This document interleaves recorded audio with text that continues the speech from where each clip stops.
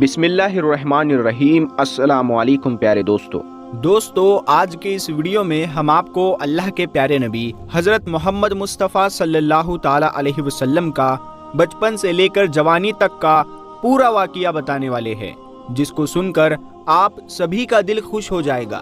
آپ اس کو آخر تک ضرور دیکھیں، اور سب سے پہلے اگر آپ کو اللہ کے پیارے نبی سے سچی محبت ہے تو آپ سچے عاشق رسول ہے، تو آپ اس ویڈیو کو دل سے ایک لائک ضرور کریں اور کمنٹ باکس میں لبیک یا رسول اللہ ضرور لکھیں۔ تو چلیے دوستو شروع کرتے ہیں۔ دوستو، سب سے پہلے عرب میں قبیلائی سنسکرتی کا جاہلانہ رواج تھا، یعنی ہر قبیلے کا اپنا اپنا دھرم تھا، اپنا اپنا مذہب تھا، اور ان سب کے دیوی دیوتا بھی الگ الگ ہی تھے۔ کوئی مورتی کی پوجا کرتا تھا تو کوئی آگ کی۔ یہودیوں اور عیسائیوں کے قبیلے تھے، اور وہ بھی مذہب کے بگاڑ کے شکار تھے۔ اس وقت لوگ اللہ کو چھوڑ کر انسانوں اور پیڑ پہاڑوں کی پوجا کرنے میں لگے ہوئے تھے۔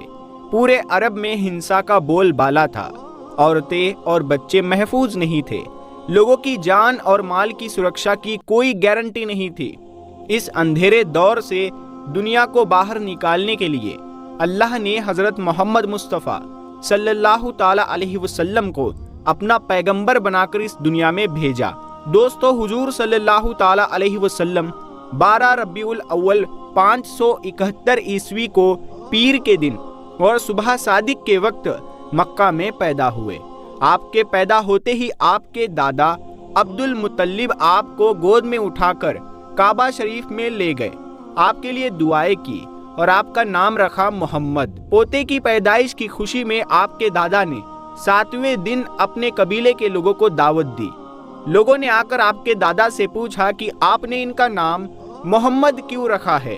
تو آپ کے دادا نے جواب دیا کہ میں چاہتا ہوں کہ میرے پوتے پر اسلام کا اثر پڑے، اور آپ کی والدہ سیدہ امینہ نے آپ کا نام احمد رکھا۔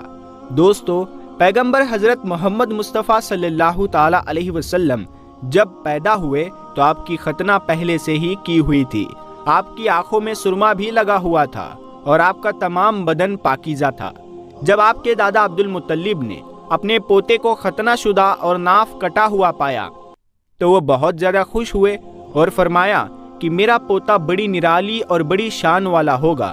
اور یہی نہیں، جب آپ صلی اللہ تعالی علیہ وسلم پیدا ہوئے تو آپ کی مٹھی مبارک بھی بند تھی، مگر شہادت والی انگلی آسمان کی طرف اٹھی ہوئی تھی، اور ایسا لگ رہا تھا جیسے خدا کی وحدانیت کا اقرار کر رہی ہے۔ دوستو، جب حضرت محمد صلی اللہ تعالی علیہ وسلم پیدا ہوئے تو اس وقت عرب میں یہ رواج ہوا کرتا تھا کہ شہر کے بڑے لوگ اپنے بچوں کو دودھ پلوانے کے لیے اور پلنے بڑھنے کے لیے گاؤں دیہاتوں میں بھیج دیا کرتے تھے، تاکہ گاؤں دیہات کی کھلی ہوا میں رہ کر ان کا بچہ خوب صحت مند بنے۔ کیونکہ دوستو، اس زمانے میں گاؤں دیہات کا موسم شہروں کے مقابلے زیادہ صاف ستھرا اور زیادہ اچھا ہوا کرتا تھا۔ اسی وجہ سے گاؤں دیہات میں پلے بچے زیادہ صحت مند اور موٹے تازے ہوا کرتے تھے۔ دوستو، اسی رواج کے مطابق پیغمبر حضرت محمد صلی اللہ تعالی علیہ وسلم کو بھی مکہ سے دور طائف کے قریب ایک علاقہ ہے جس کو بنی سعد قبیلہ کہا جاتا ہے، وہاں لے جایا گیا اور ایک دائی کو سونپ دیا گیا جس کا نام دائی حلیمہ تھا، اور وہ بنی سعد قبیلے سے تھی، اسی لیے ان کو حلیمہ سعدیہ بھی کہا جاتا ہے۔ دوستو، اس کے 2 بڑے مقصد تاریخ کی کتابوں میں لکھے گئے ہیں۔ پہلا مقصد تو یہ تھا کہ اس وقت لوگ شہر کی آب و ہوا سے ہٹ کر دیہات کی اچھی اور تازی ہوا میں اپنے بچوں کو بھیجتے تھے تاکہ وہ اچھے صحت مند ہو جائے، اور اسی کے ساتھ دوسرا مقصد یہ تھا کہ وہ ان کے ساتھ رہ کر اچھی طرح سے عربی زبان بھی سیکھ لے۔ ان دونوں مقصد کے لیے شہر کے لوگ اپنے بچوں کو پلنے بڑھنے کے لیے گاؤں دیہاتوں میں بھیجا کرتے تھے۔ دوستو، دائی حلیمہ بہت غریب گھرانے سے تھی، اسی لیے انہوں نے آپ صلی اللہ تعالی علیہ وسلم کی پرورش کا بیڑا اٹھایا، یہ سوچ کر کہ 2 سال ان کی پرورش کروں گی تو اس کے بدلے میں مجھے کچھ مال مل جائے گا تاکہ اس سے اس کی زندگی کا گزر بسر اچھی طرح سے ہو سکے۔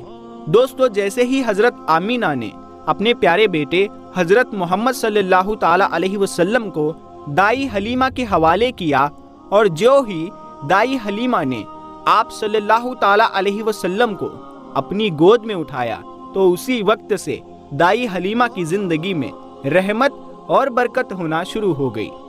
دوستو، اس وقت عربوں میں یہ رواج تھا کہ بچے کی پرورش کا ذمہ 2 سال کا ہوا کرتا تھا اور ہر 6 مہینے کے بعد بچے کو اس کے گھر والوں سے ملانا ہوتا تھا۔ اسی رواج کے مطابق دائی حلیمہ بھی 6 مہینے کے بعد پیغمبر حضرت محمد صلی اللہ تعالیٰ علیہ وسلم کو ان کی ماں سے ملانے کے لیے مکہ پہنچی۔ ان کے ساتھ ان کا شوہر حارث اور ان کا ایک چھوٹا بچہ بھی تھا جو ان کی گود میں تھا۔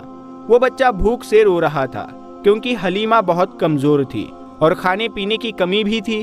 اسی وجہ سے دائی حلیمہ دودھ نہیں پلا پا رہی تھی، لیکن جیسے ہی اس نے اللہ کے پیغمبر حضرت محمد صلی اللہ تعالیٰ علیہ وسلم کو اپنی گود میں اٹھایا اور ان کو دودھ پلانا شروع کیا تو پیغمبر حضرت محمد صلی اللہ تعالیٰ علیہ وسلم نے خوب سیر ہو کر دودھ پیا، اور آپ صلی اللہ تعالیٰ علیہ وسلم کے دودھ پی لینے کے بعد دائی حلیمہ نے اپنے معصوم سے بچے کو بھی خوب دودھ پلایا۔ یہ دیکھ کر حلیمہ پریشان ہو گئی کہ یہ کیا معاملہ ہوا۔ وہ جب مکہ آ رہی تھی تو ان کے پاس دودھ نہیں تھا، مگر جب سے یہ بچہ ان کی گود میں آیا ہے تب سے اللہ کی طرف سے خاص رحمتوں کا آنا شروع ہو گیا ہے۔ دوستو، اس کے بعد دائی حلیمہ اپنے شوہر حارث اور اپنے بچے اور پیغمبر حضرت محمد صلی اللہ تعالیٰ علیہ وسلم کے ساتھ ایک دبلی پتلی سی اونٹنی پر سوار ہو گئی۔ وہ اونٹنی جب بنی سعد قبیلے سے نکل کر مکہ کی طرف آئی تھی تو وہ بہت ہی سستی سے چلتی ہوئی مکہ پہنچی تھی، کیونکہ وہ بہت کمزور ہو چکی تھی، کیونکہ خود جب دائی حلیمہ غریب گھرانے سے تھی، ان کے پاس کچھ کھانے کے لیے صحیح سے نہیں تھا، تو ان کی اونٹنی کو بھی وہ ٹھیک سے نہیں کھلا پا رہی تھی، تو اسی لیے ان کی اونٹنی بہت زیادہ کمزور ہو چکی تھی۔ لیکن اب معاملہ یہ ہوا کہ دائی حلیمہ کی اونٹنی سب سے آگے چل رہی تھی۔ دائی حلیمہ کی سہیلیوں نے اپنی آنکھوں سے دیکھا کہ دائی حلیمہ کی یہ وہی اونٹنی تھی جو مکہ میں بڑی سستی سے آئی تھی۔ اب اس اونٹنی کو آخر کیا ہو گیا کہ وہ اب بڑی رفتار سے چل رہی تھی۔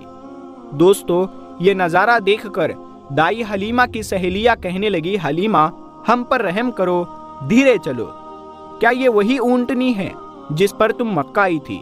تو یہ سن کر دائی حلیمہ کہنے لگی کہ جب سے یہ بچہ میری گود میں آیا ہے تب سے معلوم نہیں عجیب عجیب سے واقعے میرے ساتھ ہونے لگے ہیں۔ دوستو، اس کے بعد دائی حلیمہ کی زندگی میں رحمتوں اور برکتوں کا سلسلہ چلتا رہا، اور ایسے کرتے کرتے 2 سال پورے ہونے کو آ گئے، یعنی کہ بچے کی پرورش کا ذمہ پورا ہونے کو آ گیا۔ جو ایگریمنٹ ہوا تھا وہ پورا ہو رہا تھا۔ خیر اور برکتوں کا سلسلہ دائی حلیمہ نے ان 2 سالوں میں اپنی زندگی میں خوب دیکھا۔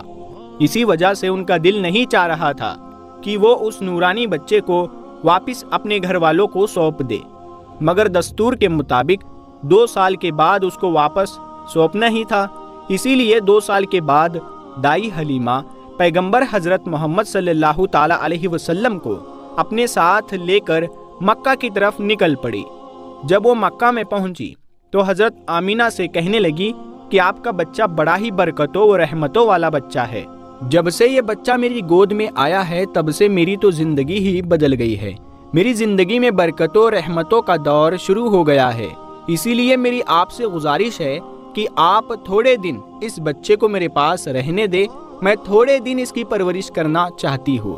تو یہ سن کر حضرت آمینہ نے پہلے تو انکار کر دیا، مگر دائی حلیمہ کے بار بار اصرار کرنے پر حضرت آمینہ تیار ہو گئی اور کہنے لگی کہ تھوڑے دن اپنے پاس اور رکھ لو، پھر واپس آ کر مجھے دے جانا۔ اس طرح سے دائی حلیمہ آپ صلی اللہ تعالیٰ علیہ وسلم کو واپس اپنے ساتھ لے گئی۔ دوستو، ایسا کرتے کرتے پیغمبر حضرت محمد صلی اللہ تعالیٰ علیہ وسلم کی عمر 4 سال کی ہو گئی۔ جب آپ کی عمر 4 سال کی ہوئی تو ایک دن آپ دائی حلیمہ کے گھر کے باہر کچھ بچوں کے ساتھ کھیل رہے تھے۔ ان میں حلیمہ سعدیہ کا ایک بیٹا جو پیغمبر حضرت محمد کا دودھ شریک بھائی بھی تھا، وہ سب کھیل رہے تھے کہ اچانک آپ زمین پر گر گئے اور آپ کے چہرے اور جسم کا رنگ پوری طرح سے بدل گیا۔ دوستو، تاریخ کی کتابوں میں ہے کہ اس وقت حضرت جبرائیل علیہ السلام پہلی بار پیغمبر حضرت محمد صلی اللہ تعالیٰ علیہ وسلم سے ملنے آئے تھے۔ جیسے ہی حضرت جبرائیل علیہ السلام آپ کے پاس آئے تو آپ کو زمین پر لیٹا کر آپ کے سینے کو چاک کر دیا، یعنی کہ آپ کے سینے کو کھول دیا اور آپ کے دل کو باہر نکال لیا۔ اس کے بعد آپ کے دل کو زمزم کے پانی سے دھویا اور آپ کے دل پر ایک کالے رنگ کا چھوٹا سا لوتھڑا تھا، اس کو ہٹا دیا اور یہ کہا کہ آج سے شیطان کے حصے کو دور کر دیا، اور اس کے بعد آپ کے دل کو واپس آپ کے سینے میں رکھ دیا۔ دوستو، ادھر یہ دیکھ کر آپ کے ساتھ کھیل رہے بچے گھبرا گئے کہ آپ کو کیا ہو گیا ہے، آپ کا چہرے کا رنگ اتنا پیلا کیوں پڑ گیا ہے۔ اسی لیے وہ دوڑے دوڑے دائی حلیمہ کے پاس پہنچ گئے اور کہنے لگے کہ محمد کا کسی نے قتل کر دیا ہے۔ تو یہ سن کر دائی حلیمہ بہت گھبرا گئی اور پریشان ہو اٹھی اور بھاگتی ہوئی سوچنے لگی کہ مجھے 2 سال کے بعد اس بچے کو اپنی ماں کو دے دینا چاہیے تھا، اب اس کی ماں کو میں کیا منہ دکھاؤں گی۔ یہ سوچتے ہوئے دائی حلیمہ بھاگتی ہوئی آپ صلی اللہ تعالیٰ علیہ وسلم تک پہنچی تو حلیمہ نے دیکھا کہ آپ کے جسم کا رنگ بدلا ہوا ہے، مگر تھوڑی دیر کے بعد آپ کو ہوش آ گیا۔ یہ دیکھ کر حلیمہ کی جان میں جان آئی اور کہنے لگی اب اس کو اور نہیں رکھوں گی اپنے پاس۔ اس کے بعد دائی حلیمہ مکہ پہنچی اور پیغمبر محمد کو حضرت آمینہ کے حوالے کر دیا۔ دوستو، اس کے بعد 4 سال کی عمر کے بعد آپ اپنی ماں حضرت آمینہ کے پاس رہنے لگے۔ دوستو، پیغمبر حضرت محمد صلی اللہ تعالیٰ علیہ وسلم کی عمر مبارک جب 4 سال کی ہوئی تو آپ مکہ میں واپس آ گئے اور اس کے بعد آپ اپنی والدہ حضرت آمینہ کے پاس رہنے لگے۔ اس کے بعد زندگی کے دن بیتتے چلے گئے۔ سن 575 یا 576 میں جب آپ کی عمر 5 اور 6 سال کے بیچ ہوئی تب آپ اپنی ماں حضرت آمینہ کے ساتھ اور اپنے دادا عبد المطلب کے ساتھ مدینہ کی طرف نکلے۔ مدینہ میں آپ کے لیے 2 خاص باتیں تھیں۔ ایک تو یہ کہ مدینہ میں آپ کے والد حضرت عبداللہ کی قبر مبارک تھی، اور دوسری بات یہ کہ مدینہ میں آپ کے دادا عبد المطلب کا ننیحال بھی تھا۔ دوستو، اس زمانے میں سفر 1 مہینے یا 1.5 مہینے کا ہوا کرتا تھا، اسی لیے آپ کا یہ سفر بھی تقریباً مہینے بھر کا تھا۔ 1 مہینے کے بعد جب آپ پلٹ کر واپس مکہ کی طرف آ رہے تھے تو آپ کی زندگی میں جو واقعہ پیش آیا جس کو دیکھ کر آپ کے دادا عبد المطلب بھی رونے لگے۔ اللہ کے پیغمبر صلی اللہ تعالیٰ علیہ وسلم کو اپنے بچپن کی عمر میں ہی آپ کو دوسرا بڑا جھٹکا لگا اور اللہ نے آپ کو ایک اور آزمائش میں ڈال دیا۔ دوستو، ہوا یہ کہ آپ جب 1 مہینے کے بعد مدینہ سے واپس مکہ آ رہے تھے تو راستے میں ہی آپ کی والدہ حضرت آمینہ کی طبیعت بگڑ گئی اور وہ بری طرح سے بیمار پڑ گئی اور اس کے بعد ان کا انتقال ہو گیا۔ مکہ اور مدینہ کے بیچ الابوا نام کی ایک جگہ ہے، وہیں پر حضرت آمینہ کو دفن کیا گیا، اور اس طرح سے آپ 6 سال کی عمر میں ہی یتیم ہو گئے۔ آپ کی اس حالت کو دیکھ کر آپ کے دادا عبد المطلب بہت پریشان ہوئے اور وہ رونے لگے۔ ایک تو یہ کہ آپ کی پیدائش کے کچھ دن پہلے آپ کے والد حضرت عبداللہ کا انتقال ہو گیا تھا، اور اب دوسرا جھٹکا یہ لگا کہ آپ کی عمر ابھی 6 سال کی ہی تھی کہ آپ کی والدہ کا بھی انتقال ہو گیا۔ یہ دیکھ کر آپ کے دادا عبد المطلب کو بہت دکھ ہوا، مگر وہ بھی کیا کرتے، ایک دن تو سب کو مرنا ہے۔ اس کے بعد آپ کے دادا عبد المطلب نے آپ کو اپنی گود میں اٹھایا اور مکہ کی اور چل پڑے، اس فکر کے ساتھ، اس سوچ کے ساتھ کہ آخر اس معصوم سے بچے کے ساتھ ایسا کیوں ہو رہا ہے۔ دوستو، آپ ذرا سوچ کر دیکھیے کہ ان بچوں پر کیا بیتتی ہوگی جو بچپن میں ہی یتیم ہو جاتے ہیں، جن کے والد اور والدہ کا انتقال بچپن میں ہی ہو جاتا ہے۔ اس کے بعد ایسے بچوں کو لوگ دھکار بھری نظروں سے دیکھتے ہیں، پھر ایسے بچوں کے ساتھ اچھا برتاؤ بھی نہیں کیا جاتا، مگر آپ صلی اللہ تعالیٰ علیہ وسلم کے ساتھ اللہ کی مدد تھی۔ جیسا کہ اللہ نے خود قرآن پاک میں ارشاد فرمایا ہے کہ آپ کے یتیم ہونے پر اللہ کی مدد آپ کے ساتھ تھی، اسی وجہ سے آپ کے ساتھ اچھا معاملہ پیش آیا اور اللہ نے آپ کو سہارا دیا۔ دوستو، اس کے بعد آپ کے دادا عبد المطلب آپ کو غم کے ساتھ لے کر مکہ میں پہنچے آپ کے گھر کے اندر غم کا ماحول تھا۔ ابو طالب جو آپ کے چچا تھے وہ آپ کو اس حالت میں دیکھ کر رونے لگے۔ ابو طالب آپ کو بہت چاہتے تھے اور عبد المطلب بھی اپنے بیٹوں سے سب سے زیادہ اور اپنے پوتوں میں سب سے زیادہ پیغمبر حضرت محمد صلی اللہ تعالیٰ علیہ وسلم کو چاہتے تھے۔ پیارے دوستو، ہم آپ کو بتا دیں کہ عبد المطلب وہ شخص تھے جو قریش کے بہت بڑے سردار تھے۔ ان کی لوگ سب سے زیادہ عزت کیا کرتے تھے۔ کعبہ کی چھاؤں میں ان کے لیے ایک خاص فرش بچھایا جاتا جس پر صرف وہ اکیلے بیٹھتے تھے، کسی دوسرے کو اس پر بیٹھنے کی اجازت نہیں ہوتی تھی۔ اللہ کے پیغمبر حضرت محمد صلی اللہ تعالیٰ علیہ وسلم ابھی چھوٹے تھے، کھیلتے کھیلتے وہاں پر آ جایا کرتے تھے اور آ کر اس پر بیٹھ جایا کرتے تھے، اور حضرت عبد المطلب کے ساتھ ہی آگے آتے تاکہ ان کو اٹھا کر وہاں سے الگ بٹھا دیا جائے، لیکن عبد المطلب ان کو روکتے تھے اور کہتے تھے کہ یہ میرا پوتا ہے اور اسے بیٹھنے دو۔ پھر آپ کے دادا آپ کے سر پر اور آپ کی پیٹھ پر ہاتھ پھیرتے اور آپ کو اپنے پاس بٹھا لیتے تھے۔ دوستو، کہنے کا مطلب یہ ہے کہ آپ کے دادا عبد المطلب کے دل میں آپ کے لیے محبت کوٹ کوٹ کر بھری ہوئی تھی۔ آپ کی وہ ہر خواہش کا خیال رکھتے تھے، آپ کی ہر ضرورت کو وہ پورا کیا کرتے تھے، آپ کو کسی بھی طرح کی کوئی تکلیف نہیں ہونے دیتے تھے۔ وہ ہمیشہ آپ کو اپنے ساتھ رکھتے، اپنے ساتھ میں گھماتے پھراتے اور ہمیشہ آپ کو خوش رکھتے۔ دوستو، ایسا کرتے دن بیتتے چلے گئے۔ اب آپ کی عمر مبارک 8 سال کی ہو گئی، مگر سوچئے اللہ کے نبی نے کیسی کیسی آزمائشوں سے گزر کر اپنی زندگی کا سفر پورا کیا۔ اب آپ کی عمر مبارک 8 سال 2 مہینے اور 10 دن کی ہوئی تو ایک دن اچانک آپ کے دادا عبد المطلب کا بھی انتقال ہو گیا۔ مرتے وقت آپ کے دادا نے آپ کی پرورش کا ذمہ ابو طالب کو سونپ دیا۔ ابو طالب آپ کے سگے چچا تھے۔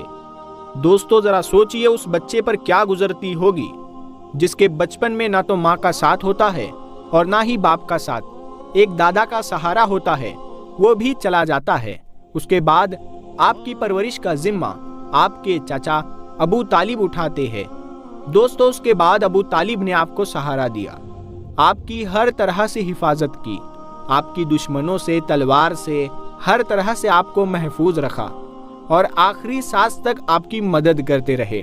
حالانکہ ابو طالب پیسے والے نہیں تھے، پھر بھی آپ کو کسی بھی بات کی کمی محسوس نہیں ہونے دی۔ آپ جس بھی چیز کی خواہش کرتے تھے آپ وہ پوری کر دیتے تھے۔ پیارے دوستو، اس کے بعد دن بیتتے چلے گئے۔ ابو طالب جب بھی کسی سفر پر جاتے تو آپ پیغمبر حضرت محمد صلی اللہ تعالیٰ علیہ وسلم کو اپنے ساتھ لے کر جاتے، کیونکہ اس زمانے میں سفر بہت لمبا ہوا کرتا تھا، 1-1.5 مہینے کا سفر ہوتا تھا، اور ابو طالب نہیں چاہتے تھے کہ یہ معصوم سا بچہ جس کے نہ والد نہ والدہ کا سہارا ہے، نہ کوئی دادا کا سہارا ہے، اس کو کسی اور کے بھروسے چھوڑ کر نہیں جانا چاہیے۔ تو دوستو، ایک بار ابو طالب اپنے قافلے کے ساتھ ملک شام کی طرف تجارت کے لیے روانہ ہوئے۔ یاد رکھے، پہلے عرب میں جو لوگ تھے، خاص کر کے قریش کے لوگوں کا امپورٹ ایکسپورٹ کا بزنس تھا، یعنی کہ وہ ایک جگہ سے سامان خریدتے اور دوسری جگہ پر لے جا کر اس کو بیچ دیتے۔ اس طرح سے وہ لوگ سامان کی خرید فروخت کیا کرتے تھے۔ اسی کام کے سلسلے میں ابو طالب اپنے قافلے کے ساتھ ملک شام کی طرف نکلے۔ ساتھ میں آپ نے پیغمبر حضرت محمد صلی اللہ تعالیٰ علیہ وسلم کو لے لیا اور آپ کو ایک اونٹنی پر سوار کر دیا۔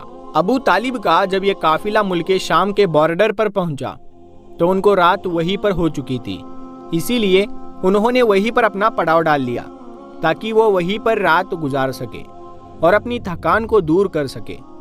دوستو، ہم آپ کو بتا دیں کہ اس زمانے میں راہب ہوا کرتے تھے جو ایک جگہ سے دوسری جگہ پیدل جایا کرتے تھے۔ اس زمانے میں ایک عیسائی راہب تھا، یعنی کہ کرسچن راہب تھا، جو لوگوں کی رہنمائی کرتا تھا۔ وہ کبھی اپنے گھر سے باہر نہیں نکلتا تھا، یعنی کہ وہ ہمیشہ اپنے گھر کے اندر ہی رہتا تھا۔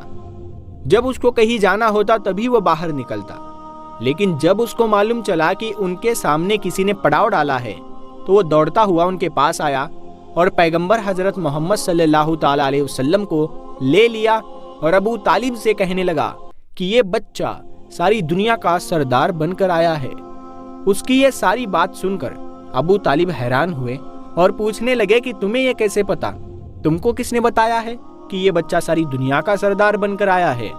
तो उस राहिब ने कहा कि जब तुम उस घाटी से इधर इस घाटी में आ चुके थे तो इस घाटी में ऐसा कोई भी दरख्त और पत्थर नहीं था जो इस बच्चे को देखकर सजदा ना किया हो, और पत्थर और दरख्त सिर्फ उन्हीं लोगों को सजदा करते हैं जिसको अल्लाह अपना पैगंबर बनाकर भेजता है।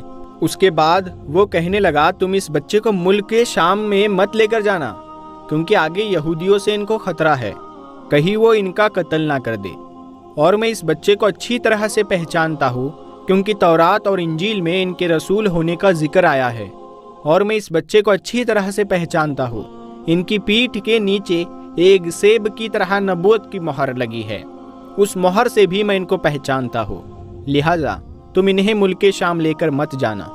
दोस्तों, अब अबू तालिब को उस राहिब की बातों पर यकीन आ चुका था कि वो जो कह रहा है बिल्कुल सच कह रहा है।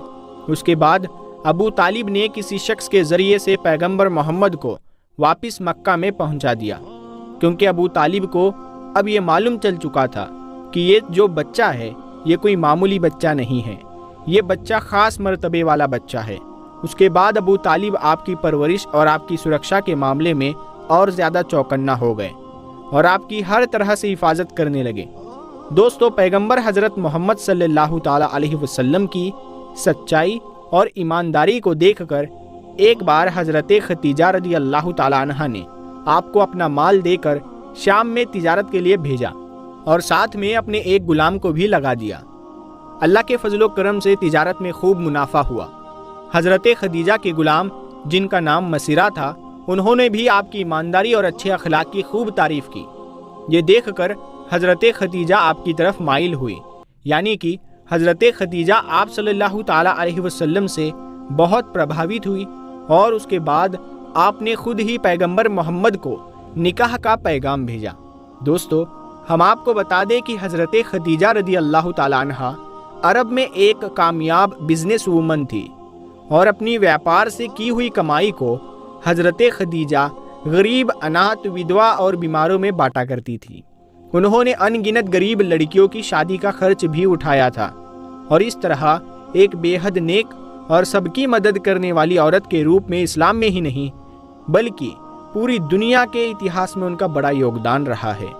यानी कि हज़रत खदीजा हमेशा गरीब लोगों की अनाज और कपड़ों से मदद किया करती थी। हज़रत खदीजा मूर्तियों में विश्वास नहीं करती थी और ना ही उनकी पूजा करती थी। दोस्तों, हम आपको ये भी बता दें कि हज़रत खदीजा की पैगंबर मोहम्मद के साथ शादी होने से पहले 2 शादियाँ हो चुकी थी और उनके पहले दोनों शोहरों से उन्हें बच्चे भी थे, लेकिन उनके जो शोहर थे वो दोनों भी इंतकाल कर चुके थे।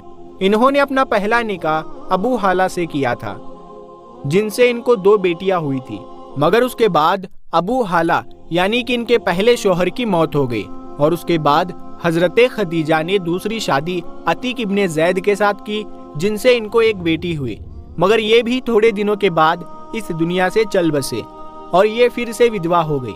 उसके बाद अरब के बड़े बड़े ताजदारों ने, सरदारों ने खदीजा के साथ शादी की पेशकश की, मगर हज़रत खदीजा राजी ना हुई, यहाँ तक कि अल्लाह ने आपको पैगंबर मोहम्मद की तरफ माइल कर दिया। दोस्तों, उसके बाद हज़रत खदीजा ने पैगंबर हज़रत मोहम्मद सल्लल्लाहु ताला अलैहि वसल्लम की ईमानदारी और तिजारती सफ़र को देखकर तीसरे निकाह का पैगाम आपने खुद ही अपनी एक ख़ास सहेली, जिसका नाम नफीसा था, उसके ज़रिए आपने पैगंबर मोहम्मद के पास निकाह का पैगाम भेजा। तो पैगाम सुनकर पैगंबर हज़रत मोहम्मद सल्लल्लाहु ताला अलैहि वसल्लम ने ये कहकर इनकार कर दिया कि वो इसके बारे में सबसे पहले अपने चचा अबू तालिब और अपनी चची से बात करेंगे, उसके बाद में ही वो इसके बारे में आपको बताएंगे। दोस्तों, उसके बाद पैगंबर हज़रत मोहम्मद सल्लल्लाहु ताला अलैहि वसल्लम ने इस पैगाम के बारे में अपने चचा अबू तालिब से बात की, यानी कि उनको इस पैगाम के बारे में बताया। तो ये सुनकर आपके चचा अबू तालिब बहुत खुश हुए और निकाह करवाने के लिए राज़ी हो गए और आपको इजाज़त दे दी। आपके चचा हज़रत हमज़ा ने खदीजा के चाचा अम्र बिन सऊद से रसूलुल्लाह सल्लल्लाहु ताला अलैहि वसल्लम के वली यानी कि बड़े होने की हैसियत से बातचीत की और 20 ऊंटनी महर यानी कि निकाह के वक्त औरत या बीवी को दी जाने वाली जो रकम आपकी हैसियत में हो, ये देकर आपके चचा अबू तालिब ने आपका निकाह पढ़ा दिया। दोस्तों, उसके बाद हजरत खदीजा और पैगंबर मोहम्मद सल्लल्लाहु ताला अलैहि वसल्लम के निकाह का खुतबा आपके चचा अबू तालिब ने पढ़ा। उसमें अल्लाह की हम्दो सना की गई। उसके बाद कबूल नामा हुआ और महर बयान किया गया। महर में 20 ऊंटनी लिखी गई।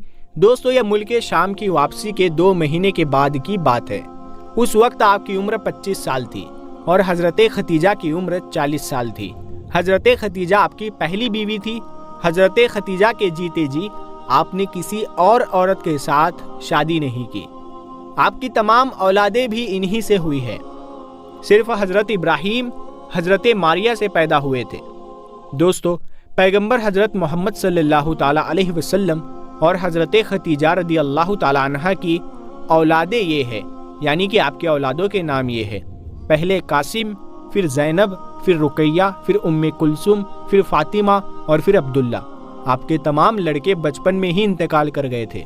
अलबत्ता आधी बेटियों ने आधी नबूवत को पाया, इस्लाम लाई और हिजरत भी की, और सब की सब आपकी ज़िंदगी में ही इंतकाल कर गई। सिर्फ हजरत फातिमा रदी अल्लाह ताला अन्हा आपकी इस दुनिया से पर्दा फरमा जाने के 6 महीने के बाद इस दुनिया से रुखसत हुई। प्यारे दोस्तों, जैसा कि आपको पता है कि शादी के वक्त प्यारे नबी सल्लल्लाहु ताला अलैहि वसल्लम की उम्र मुबारक 25 थी और हजरत खदीजा की उम्र 40 थी। हजरत खदीजा अरब की अमीर तरीन खातून और ताजिरीन औरत थी। आप सल्लल्लाहु ताला अलैहि वसल्लम पर जब पहली आयत नाजिल हुई तो रसूलुल्लाह सल्लल्लाहु ताला अलैहि वसल्लम ने सबसे पहले हजरत खदीजा को बताया। इस्लाम कबूल करने वाली में हजरत खदीजा पहली खातून है, पहली औरत है। इस्लाम को फैलाने में न सिर्फ अखलाकी बल्कि माली तौर पर भी आपने बहुत ज़्यादा आप सल्लल्लाहु ताला अलैहि वसल्लम की मदद की है। दोस्तों, पैगंबर हजरत मोहम्मद सल्लल्लाहु ताला अलैहि वसल्लम हजरत खदीजा रदी अल्लाह ताला अन्हा से बहुत मोहब्बत किया करते थे और उनके होते हुए यानी कि हजरत खदीजा के जीते जी आपने दूसरी शादी नहीं की थी। और अरब का ये रिवाज था कि वो 10 शादियाँ करते थे, 10-10, 11-11 शादियाँ तक उस वक्त अरबों में हुआ करती थी। लेकिन प्यारे नबी सल्लल्लाहु ताला अलैहि वसल्लम ने जब तक हजरत खदीजा जिंदा रही तब तक उन्होंने दूसरी शादी नहीं की। हजरत खदीजा और पैगंबर मोहम्मद का साथ तकरीबन 25 साल तक रहा। अल्लाह के पैगंबर हजरत मोहम्मद सल्लल्लाहु ताला अलैहि वसल्लम ने फरमाया है कि खदीजा दुनिया की बेहतरीन औरतों में से है।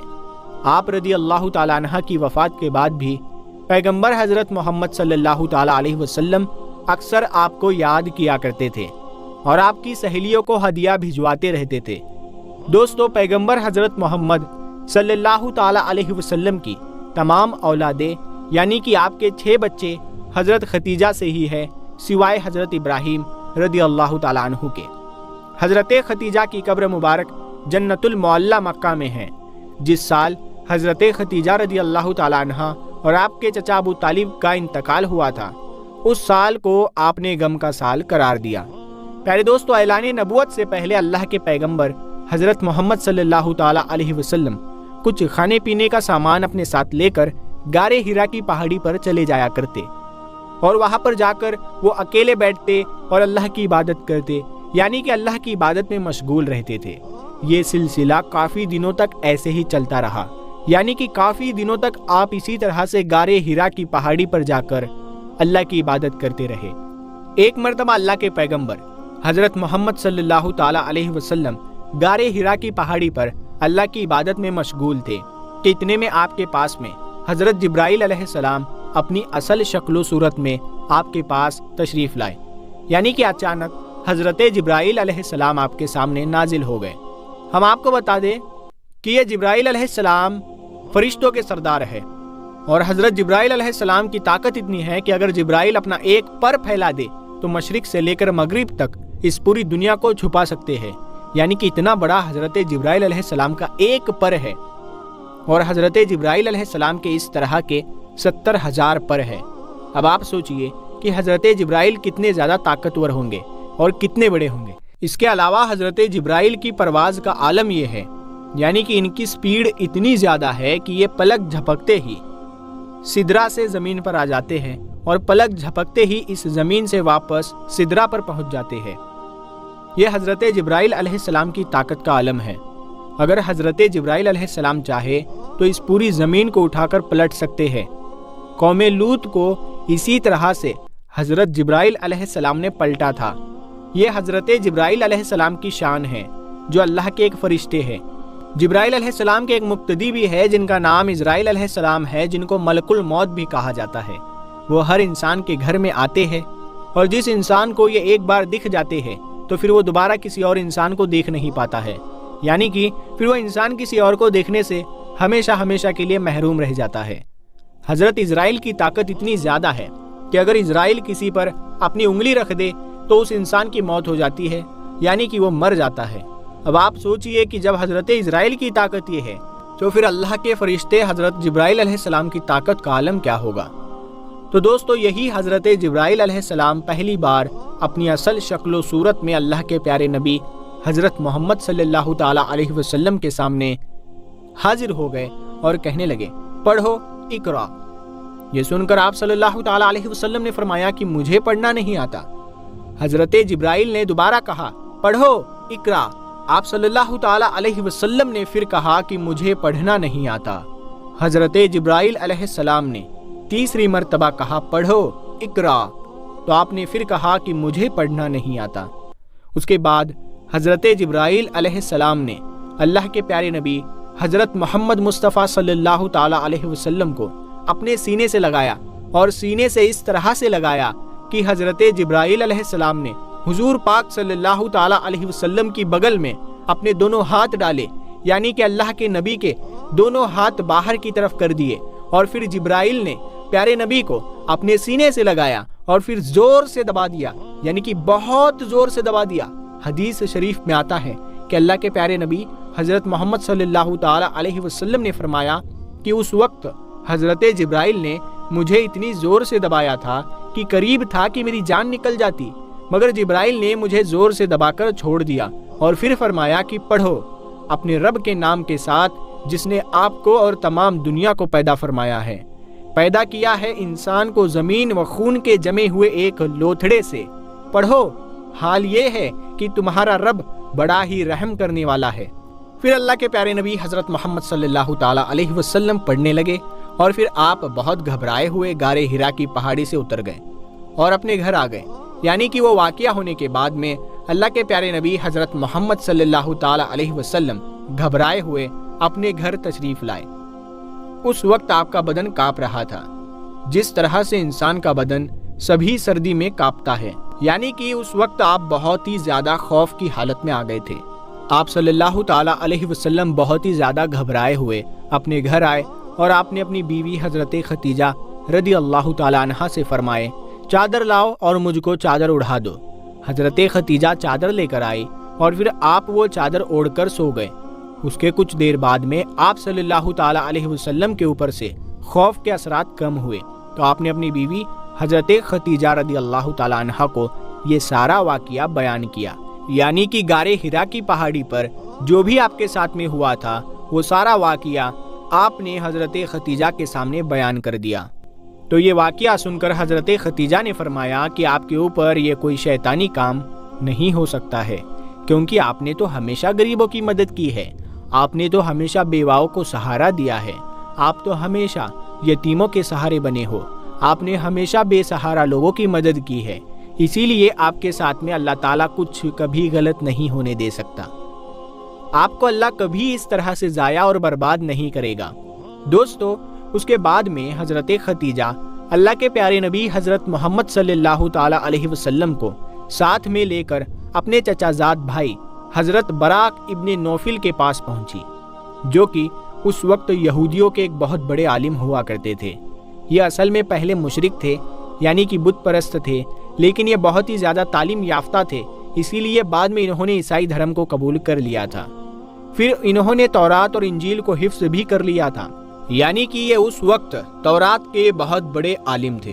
اسی لیے حضرت خدیجہ اللہ کے پیارے نبی حضرت محمد صلی اللہ تعالیٰ علیہ وسلم کو ساتھ میں لے کر اپنے انہی چچا زاد بھائی کے پاس پہنچی اور جا کر سارا واقعہ بیان کر دیا۔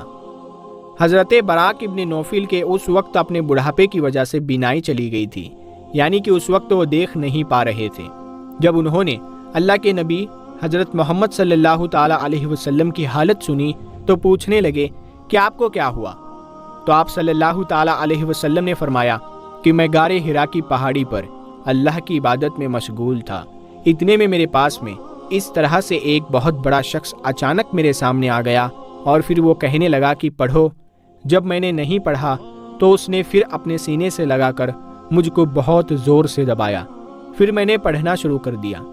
اب دوستو، جیسا کہ ہم نے آپ کو پہلے بتایا کہ حضرت براق ابن نوفل اس وقت کی تورات اور انجیل کے ایک بہت بڑے عالم تھے، اسی لیے وہ اللہ کے آخری نبی کے آنے کی تمام نشانیوں کے بارے میں اچھی طرح سے جانتے تھے۔